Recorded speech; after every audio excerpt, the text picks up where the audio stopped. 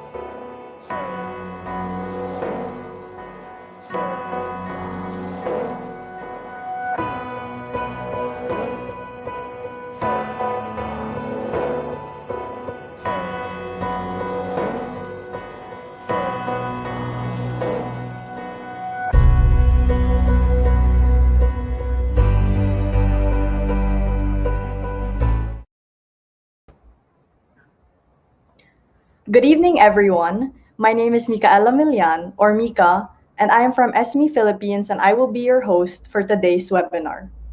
Before we begin, if any of you have questions regarding the discussion, please don't hesitate to send them to us by entering it in the comment section of whatever social media platform you are watching this on, and I will be here to cater to them for our guest speaker. Hello, everyone. Welcome to the live webinar series of ESME.ph, an e-learning marketplace for Filipino professionals where one can develop relevant and in-demand skills through master classes in different fields of learning. If you want to learn more about us, feel free to visit our page at www.esme or esme.ph. For those who are watching on Facebook, YouTube, and LinkedIn, feel free to share the link to this stream to people whom you think will be interested in today's topic. This webinar is in partnership with the ASEAN Youth Organization, an ASEAN-approved nonprofit organization that spreads awareness of the ASEAN to over 200 million young people in Southeast Asia. This webinar is also brought to you by the Rotary Club of Alabang Madrigal Business Park.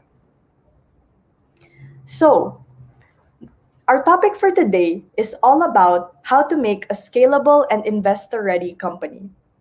According to the Corporate Finance Institute, the scalability of a business relies on many factors: competent leadership, effective communication, sufficient assessment tools, to name a few. These are all necessary ingredients to preparing a company to scale and be ready to take on investors. Now, how do we consolidate all of that? This is where our speaker comes in. Our speaker is a man of many talents. Not only is he an investment banker, mentor, judge, and founder of many companies, he is also a keynote speaker in several chambers of commerce. He is a TEDx speaker and a consultant for the Asian Development Bank. He is a business scalability expert and a finance technology and growth consultant whose focus is on SMEs, mid level corporates, and he also advises companies on private equity investments in the startup and SME space.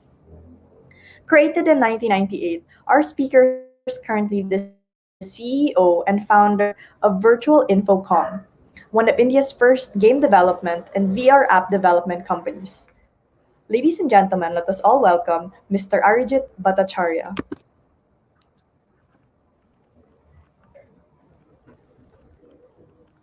Thank you so much for the lovely introduction. And I'm really glad and happy that I'm here and trying to make it really, really simple for all of you guys. We're We very have an glad interesting to topic. have you. Is it audible? My audio is working? Yes, yes. So I think we should Okay. get the ball rolling and you can start already. Okay, super. So, hi everyone. It's a pleasure to be here, and I'm really glad and happy that I'll be sharing few of my thoughts, few of my knowledge, whatever I have regarding create a company which is investable for the investors. At the same time, how to create a company and organization which can actually make money for investors.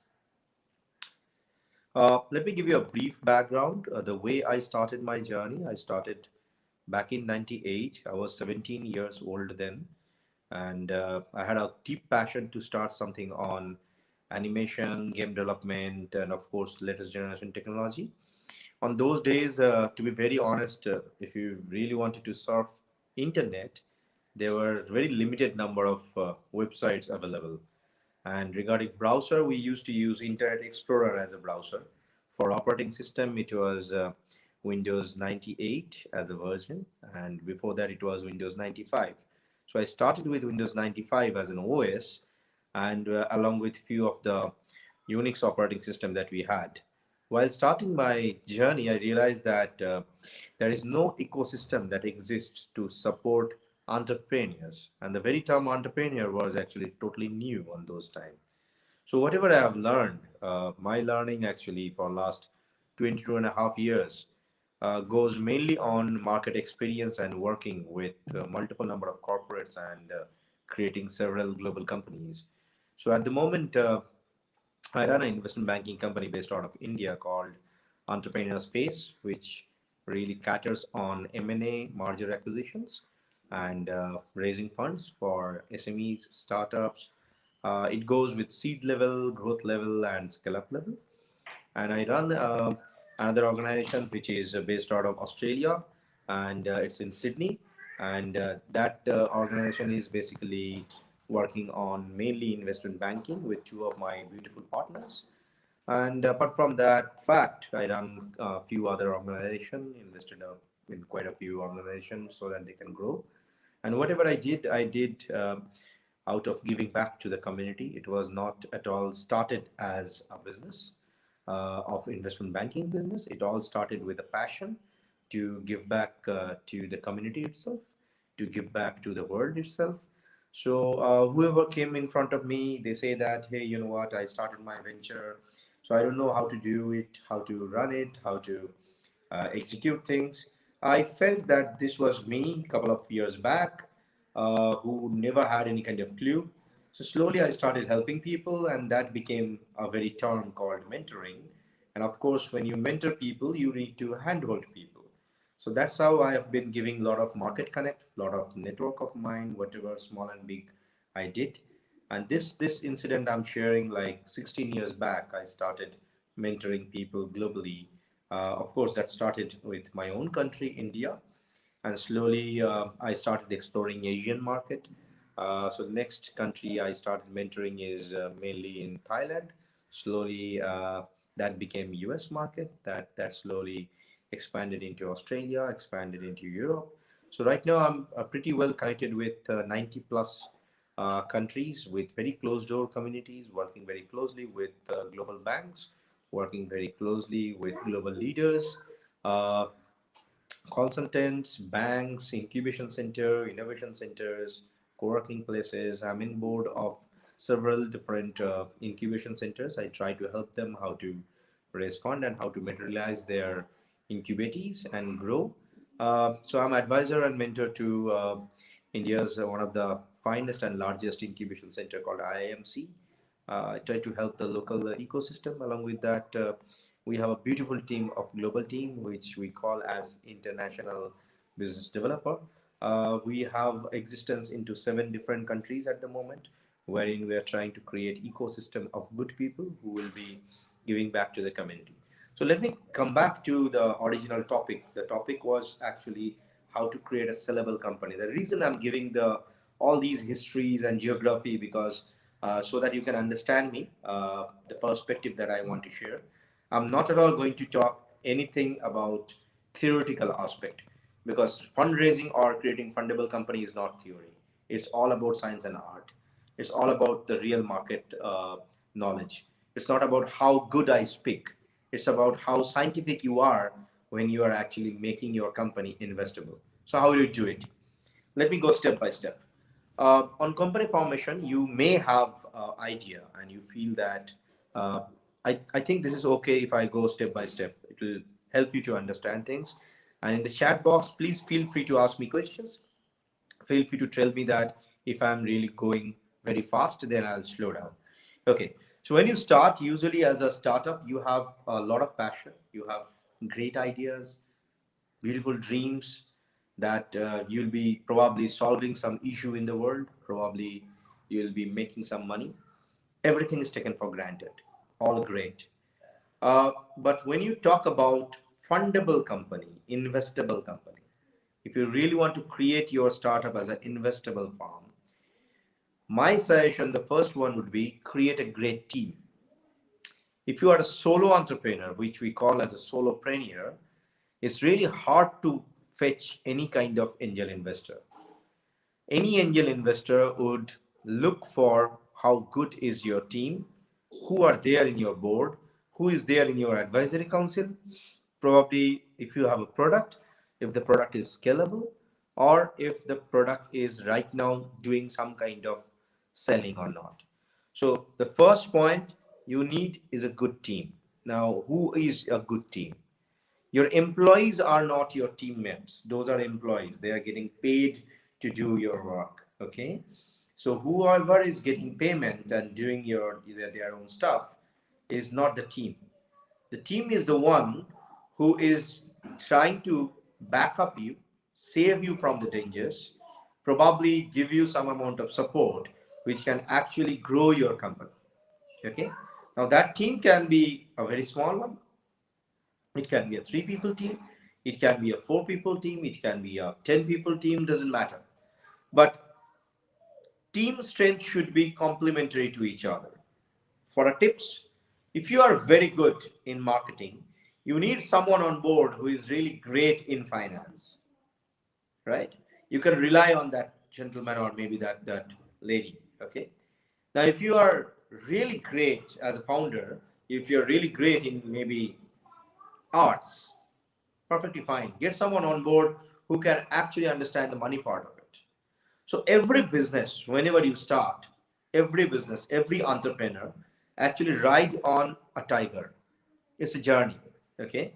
And this journey is a never-ending journey. You just can't stop all of a sudden. If you stop, the tiger will eat you, right? Because it's hungry and you're riding, okay? So the art is how will you earn money so that you can feed your tiger. If your business is your tiger, you need that food so that it can sustain itself. It can eat and it can run. You can't overfeed your tiger. You can't overfeed your business. That's an art. If you overfeed, it will become bulky, right? So a bulky tiger can't run fast, right? So it's your duty how you are going to raise your cub. Now that cub can become maybe a jaguar, can be a cheetah, it can be a Royal Bengal tiger. It depends on you. Now, how will you create that team? I've been talking about creating which can complementary to each other, who can support each other. Well, uh, small tips. If you really need an organization which can actually support an ecosystem of investors, you need at least 3 to 5 people on board. Finance guy, sales guy, okay, marketing guy, the operation guy who is going to take care of the operation, and the face of the company. Now, that face can be you, my friend. That face can be the founder. But sometimes founders are good at as a thought leader. Maybe they are not as good as a face. I'm not talking about the beauty. I'm talking about how good they are pitching in front of any investor. Okay.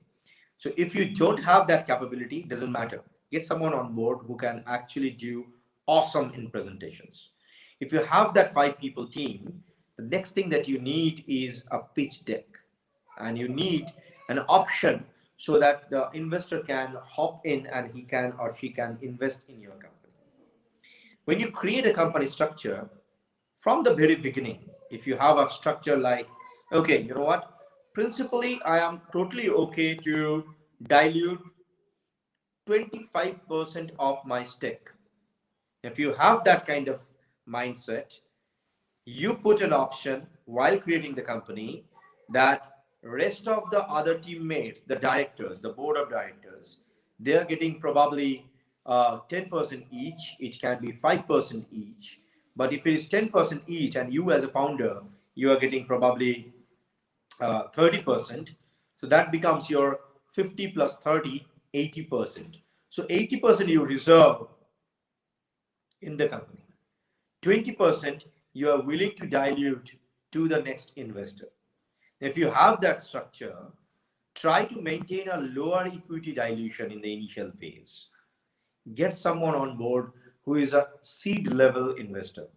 It can be me, it can be somebody else. If you wish, probably after the session, I'll be more than happy and glad to introduce you guys with few of my angel networks who will be more than happy to cross-check your business. If you are investable, of course, we'll be more than happy to take it forward. But for the sake of the speech, if you have the total structure ready like this, 20% is actually there for the investor.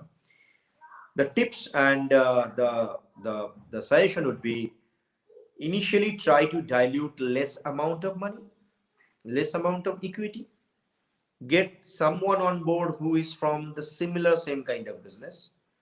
Don't get an investor who can only give money like a sleeping partner. That's really bad for your organization. Get someone on board who has got market connect, who knows your business, who is from probably the similar kind of field, and he has faced the same kind of challenges in your, in your business, which you are facing now. The best possible investor can actually give you market connect, can actually give you more business. And of course, that's how they can also protect their interest. None of the investors are going to invest money, my friend, just for the sake of investing money. They are not doing charity. When I put the hat that I'm an angel investor, in my brain, it is playing that I need my money back. I need to multiply it. So as an angel investor, I'm not at all thinking that if I'm giving it away, right? I need my money back, of course. I need a multi-folded money back. Otherwise, an angel investor would probably go to a bank and put his money into the bank on a percentage basis and probably go for a stock market. Why they will invest in you?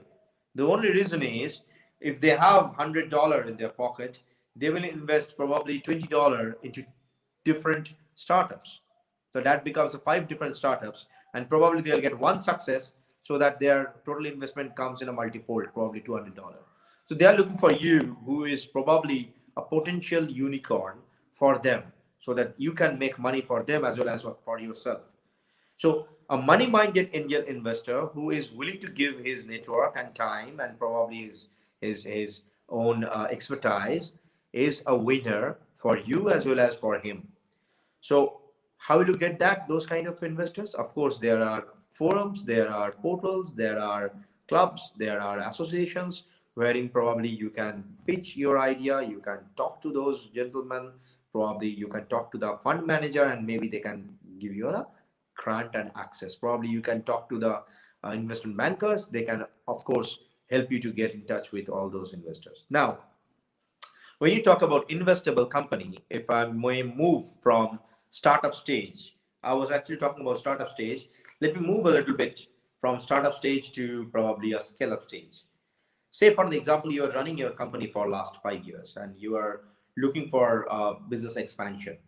And according to your calculation, you feel that you can actually grow in the same speed, and probably to reach your desired turnover, it will take next 7 years. But if you get some amount of money, which is kind of equal money that you want to probably earn for next 7 years, and reduce it by 30%. For an example, if you need $1,000, okay, for next 7 years, you slash down 30%, it becomes your $700. And you ask that money from a potential investor. I'm just giving you a rough example. That's not the money that you're looking for. We all know that. Neither investor will invest only $600. That's peanuts, nothing. In any case, so if you are looking for that $700 and you feel that with that $700 you can actually achieve your goal within next 2 years, then this is the right time to raise your money. Maximum number of startups or companies, they do a mistake. They try to raise money when they are running out of money. Don't try to raise money when you are running out of money. Try to raise money way before your money is gone. Try to raise money when you have a situation that, okay, fine, I can actually sustain for next 6 months, but yes, if I get this money, I can continue and I can, reduce the timeline from 7 years to 2 years. If that's your situation, try to create your paperwork so simple that an investor can see that, okay, fine, for last 5 years, this guy has been potentially incrementally growing. Maybe he is not earning money, he is not that much profitable, but if I invest, this volume business can grow exponential. So you need to create your organization in such a way so that expansion curves are really smooth. So if I may go back to my economics degrees, whatever small and big I have done in my life, in economics, there is a curve called MU curve. So if you go through that MU curve, we need a curvature for your company growth, which can actually give a slanting like this. And this slanting can go up to this line, which is your 5 year, okay? And it can grow exponential, smooth for next probably 3 or 4 years. If your exponential growth is really smooth, of course, any investor would be more than happy to put their money because they can foresee it, what is going to happen. Now, this thumb rule is applied for SMEs. This thumb rule can go with MSMEs. It can be for maybe a small and big scale business. But when you go for any kind of corporate structure, honestly speaking, there is no formula. It all depends on how and what kind of money you want. And for corporates, usually it's a business expansion. It can go with a small company as well. I'll go with one example in my life. I can go with multiple examples, but I'll take probably 2 to 3 to help you guys. So I'll take one example from India, I'll take one example from Europe, and I'll take another example from Australia. And if time permits, I'll take another example from some other countries, Africa and US as well. I'll try to make it very simple. So this example is from India. I met the group of people, group of startups who started their journey from Gujarat. It's a state in India, and they were into one incubation center based out of Gujarat, and They are asking for help, and they say that, sir, we have a product which can actually give vision to blinds. So I said, what it is? So they showed me a small device. So if you hold in your hand, it can actually help the blind people to walk smoothly. It is got the sensors, the AI based system, which can give them a enhanced signal so that they can understand if there is something coming in front of them or not, and if it is, what is the size and what is the speed, so they can sense it in their skin. They were not doing very good in India, and they were asking that if I can help them to probably take things forward on a very structured way and maybe raise some amount of money from the market. So what I did, I had a deep tasting with their product, had a chat with two of the founders, and then I realized probably yes, I can help these guys. So initially, what I did, I actually took them to a few of the NGOs who are working with blind people, visually disabled people in Africa, raised few round of money for the same from US, and took them from India to African market. And slowly, within 1.5 years, I pulled them up into the Middle East market so that they can grow more in Middle East market. And they got awards and all after my recommendation. The reason I'm sharing you this story is not always angel investor like me, not always just say that, hey, I just put money and you have to do on your own. So sometimes I go beyond my uh, limitation of angels. So there I call myself as a community builder or probably a supporter. So that one example I wanted to give you. So it's not always that we angel investors always only invest money. We always try to keep it very simple so that we can give them market connect and of course take them into a different height. The another example I'll be taking from Europe. So in Europe, of course, there's a place nearby Ukraine where people were doing a lot of leather garments works, and the guy, he is really passionate enough to run his own fashion store, which is leather garments, shoes, and of course, few of the leather. I'm sorry, few of the fashionable dresses, suits, bows, ties. But sometimes, probably within your country, sometimes you don't get a lot of traction. You don't get a lot of people who are actually buying your product. That happened to that fellow, and he was a nice guy. Who was talking with me. We met in a conference somewhere. I forgot, maybe somewhere in UK or somewhere like that. And he was chatting with me in social media. Said that, you know what, I'm not actually earning money at the moment, but I really want to grow. My products are this kind of products are there. So could you please help me out? I said, no problem. I mean, let me check what best can be done. So I saw that this fellow actually create great suits and lovely shoes. So initially, what I did, I actually put few bit of my friends who can support him on an investment side. Now, when I mention friends, these are my investor friends, like of course the angel syndicate bodies. So they put that fellow diluted around 25% of his organization and got a little bit of money. So what we did together, we started doing rigorous marketing for him, and we put his products as a white label product with a couple of more brands so that he can sustain himself, and of course the investors can earn and safeguard their money. Slowly that white leveling became a bit of large, and he now managing a company with around 60 plus employee strength. Now just remember, he was about to close the business. So with investment, with proper network, with guidance, with proper structure, what happened, by diluting only 25% of his company, he is not only sustaining, rather he is actually running a 60 plus people company. And now he is trying to brand himself as a brand from Ukraine, a place called Odessa, and he's trying to grow more. Next example, I'll go with another example from Australia. Uh, although this is not very small, but it's a decent size of deal that we did.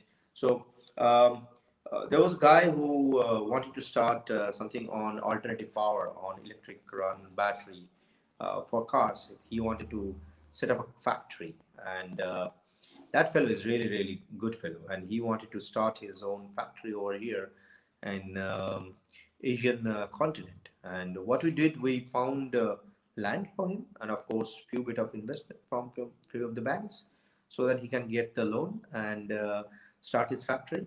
And guess what? It's just a pretty simple story, but there's a lot of complicated thing that happened in the back end.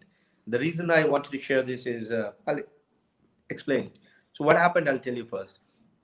So he got few bit of loan from banks, and of course he raised a few $1 million from investors, which is a growth fund, and the expected return would be within next 5.5 years. The only reason we are expecting something like this because that's the trend that can happen on this kind of battery project. But the fun factor is when you look deep into his company structure, he never ever said that, hey, you know what, I need money. He wanted to expand his business. The only point that he was concerned about is how he can get a proper local partner who can probably help him to explore the market and get in touch with the market. So I can go on with examples like this. There are multiple number of examples that I have. In fact, I'll be more than happy to share another example, which is from the villages, from one of the Asian village very close to my heart. And of course, I would love to share that. So there were a group of women who really cooked well, and they are very proud about their cooking. And they say that, hey, you know what, we are a group of moms and we are really great cook, but nobody is actually listening to us or looking at us and say that, hey, you guys are really great cook. So why don't you get this business? So what I did is like I told them that why don't you start your own kind of bakery, and instead of doing only the Asian dishes, why don't you probably do a very specific kind of bakery with Asian touch in it? Why don't you create your own signature dishes? And why don't you go all vegan? So that started in that particular location, and slowly they uh, they they asked me that how can I grow then? So I said, okay, fine, hold on, this is pretty easy. I'm gonna connect you with few of the channel distributors who are using local homemakers, wife, sisters, daughters who love to cook, and they have an ecosystem. And whatever order they get, they actually cater that office to office. So, if it is okay, would you like to be a partner for these kind of business where they deliver the food, but you deliver the dessert for them? And that becomes a perfect marriage. So what happened? Eventually, these ecosystem managed to handshake with that ecosystem. So the desert people, like who are creating those bakery items, sweets and all, they started giving a lot of food and delivery item to these original office delivery supply mechanism. So the FMCG business became really, really cool and sustainable, and they expanded from their country to two different countries at the moment, and they are right now servicing, or rather giving their food and other elements to local universities, to local colleges. People are happy, and of course fundraising is one part of it. The only factor I wanted to share you is it's not about how good you are by creating your paperwork in 1 hour talk. I mean, don't expect that I can give you all those tips that can, make your company a sustainable, investable company. You need to understand the PE multiple. You need to understand whether your P plus PL is working fine or not. You need to understand the curve that's going on in your company. If it is not profitable, not a problem on that. If it is probably sustainable, create a benchmark, create kind of disruption. That's the best way people would love to invest money. Now, I actually wanted to make it as a workshop mode. So if you have any kind of question, I'll be more than happy to answer that. And that's, I think, the best way we can interact instead of me giving a lot of other example and giving a monotonous speech. So I'm open for Q&A if you have any. And I'll go back to our beautiful host, I think she can manage the questions for us. You did? Hello, yes. So thank you for the very insightful talk, Mr. Arijit. You were able really to simplify your topic, and your examples were really helpful.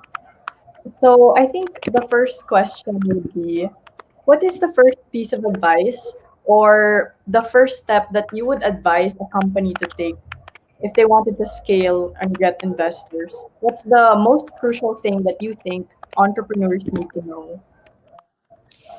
Beautiful question. So the first thing that you need to understand, who is not your customer. It's not the point of who is your potential customer. A lot of companies do a mistake. They take Google data and put it in a piece of slide and show that, hey, there is $100 billion business and I'm going to get 10% of it. Oh my God, that's with due respect, that's fine, but you can't get that $100 billion 10% within next 2 years with any amount of money. That's not possible. Let's be realistic. Let's come to a point, who is not your customer, remove them first, and then bring it down to your locality and say, hey, I've got a $1 million business, but I can get that business 2% of that business if I don't get any money.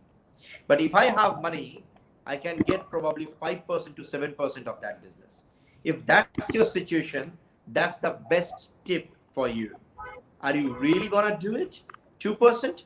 And with money, can you really execute that 7%? If you can answer that, I think there is a lot of opportunity for you to probably get some amount of investment. Okay, thank you. Thank you so much for that. So I think another question would be, what do you think companies should avoid if they're trying to attract investors? Well, be yourself. I mean, don't show off. We understand what is showing off. Try to be honest. Try to be realistic. And another tips would be, never ever try to get a big celebrity in your board. That is not very cool. If you have a big celebrity on your board who has got, say, a good amount of percentage as a board of director in your company, as an investor, investors might feel that, okay, there is a celebrity, so probably there will be some issues if this celebrity is not there in the company. It might affect the brand. Okay, if you have an intention to have some celebrity, I'm talking about TV celebrities, I'm talking about movie celebrities, not industry celebrities. Yeah. Industry celebrity is good. If you get someone who is an industry celebrity, like maybe big industrialist, that's really great. But if you're getting someone on board like a movie star or something like that, maybe a model, I'll recommend not to do that. Number one, I have seen people doing that, but that's not very cool to, and that's not a best practice, I can say. But if you really want to do that, get them on board on a percentage basis instead of a director level. That's one of the best way. And if you are trying to understand the market position, I think there are market research companies who can actually give you those research paper instead of getting data from the Google. So invest a little bit so that you can get those market data, and if required, it's open invitation to all of you. If you need any kind of support and help, Entrepreneur Face will be more than happy to help and guide you about all those research data. So thank you for that. The next question would be, what do you think about outsourcing to optimize business processes as opposed to doing everything in-house? Amazing, amazing. I'm so glad that you bring out this question. Okay, so there are two situations for outsourcing. If you can do it on your own, if you feel that you have all the capabilities, all the team strength, then why are you outsourcing it? Probably Mhm. the moment that you need outsourcing is the moment where you are overloaded with your work. It can be one situation. Second situation could be, you concentrate on your business, let the other specialist do your work. For an example, I'll give you one example. Maybe you are great in making juice. You are a juice making company. Okay. Maybe you create cranberry juice, you create mango juice, I don't know, maybe any kind of juice, but you're specialized in making juice. There is no point outsourcing that juice part, okay, to somebody else. But the wiser person will outsource the designing portion of your business, in the sense creating logo, creating brochures, creating banners, that you may think of outsourcing to some other startup. Can be an existing company, doesn't matter. But when you do Mhm. that, you don't have the headache that, oh my god, the color is not right, oh my god, I should position this portion to somebody somewhere like this, and I'm totally lost because I'm specialized in making juice. I can test it, but I don't know how to do the designing part. So that's one of the best way. Outsourcing is really great when you really want to concentrate on your own venture. Okay, let me tell you something. For an example, as a business, as a mother business, our mother business is into game development, virtual reality, extended reality, blockchain solutions, AI solutions. We are not a web designing company. Okay, but whenever we get any kind of web designing orders, people usually ask us, we outsource it to some third party. I'm just giving a normal example. Okay, so if you have a Yeah. specialization, stick to your specialization, expand. But when you get the order, make a very close group of team who can get your orders and get it done. You put your banner, not a problem. People will be more than happy. Okay. Thank you. That was a very good answer to that question. So the next question would be, how does a company keep investors? What are effective measures to ensure that these investors will stay and support the company? I'm sorry, I couldn't hear you. Could you please repeat? How does a company keep investors? So what are effective measures that a company can employ to ensure that their investors will remain and support the company? Well, I just spoke about it. Of course, your team, that's one of the vital point. Your USP in the business, that's another vital point. And why are you different? And how much money you can actually bring for the investors.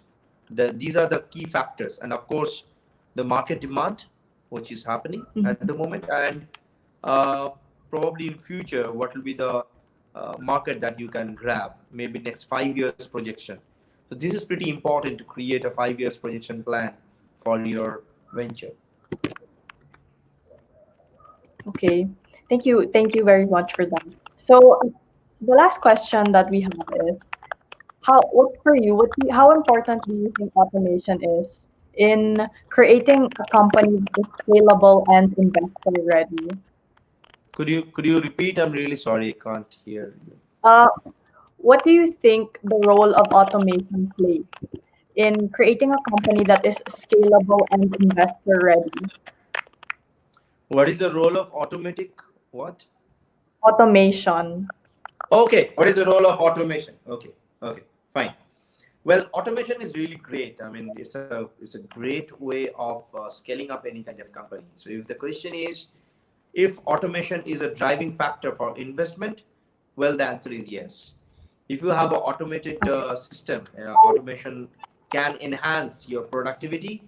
That's one of the best way. But automation shouldn't exit or leap behind the human brain. So even though you have created automation into your organization, everything is smooth, everything is structured. You feel that the next step would be probably within next 3 years, and you guys can probably execute things very smoothly, and you have everything ready in your hand. You need some amount of investors who will probably making it on a bigger scale, larger scale. Try to remember these automation factors is actually governed by human brains. So make sure you have the C-level position like CXO, CTO, CIO in your organization who can actually manage these automation stuff. Okay, until unless you have these positions, you have these people. When you grow as a board, when you grow and raise some more capital, probably the growth capital, it will be very difficult for any investor to decide and take a decision. So automation cannot actually play a role when you're raising growth capital. Now it depends. Are you raising scale up capital? You're raising seed capital. You're raising it for only marketing. You're raising it for only team building. Now this answer can be bifolded depending on your situation. It cannot be a generic answer, but yeah, theoretically it should have a C-level position so that people are comfortable enough to invest. Okay. So I think those are all our questions for now. Thank you so much for answering all of them and for sharing your insights. It was really a good learning experience. Sir Arjun, do you have anything that you would like to promote? Well, I'll be more than happy to probably connect all of you. Like, if you really want to connect me in any social media, anywhere, I'll be more than glad and happy to answer your questions. I'm not sure how many of you are watching me live. If you have any kind of question after this live session, you can find me in Google. Just type my name, Arijit Bhattacharya, Arijit Bhattacharya.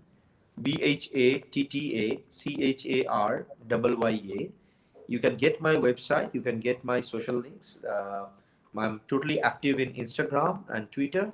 So my Instagram handle is Arijitin, Arijitin, and my Twitter handle is ArijitGames, Arijit Games. So please feel free to follow and shoot me questions in my message box. I usually answer, so I answer around 300 questions in a day. So don't worry if you're shooting me more questions. Always there and happy to help. Thank you very much for joining us today. So, for everyone who attended this webinar, all of you can get a digital certificate of your attendance. Just head on to our website at www.esme.ph or click on the link that we posted in the comment section below. Make your own account and navigate to the title of the webinar that you joined in today. So before this webinar comes to a close, I would like to invite everyone who wants to learn more and increase their knowledge and skills. Just visit our website. Again, it's www.esme.ph. There, we offer a wide range of masterclass courses, those of which you can enroll in based on whatever is relevant to your passion, career, and interests. Again, thank you so much to our speaker, Mr. Arijit Bhattacharya, and thank you to those watching. Happy holidays, everyone, and stay safe. Thank you so much. This is Micaela Milian from ESME Philippines.